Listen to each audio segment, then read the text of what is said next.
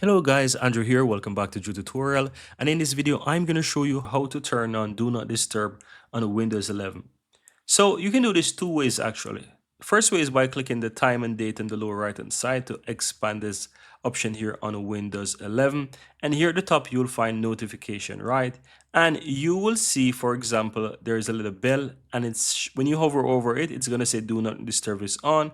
Just simply go ahead and click on that and it's going to turn on the Do Not Disturb for you. As you can see, Do Not Disturb is on. Right, let me click and turn it off. Now, the next way to do that is to right click on your Windows icon on your taskbar, for example, and go to settings, right? Or you can even click Windows key on your keyboard or taskbar and type in settings. Now, from here, you want to go ahead and click on system.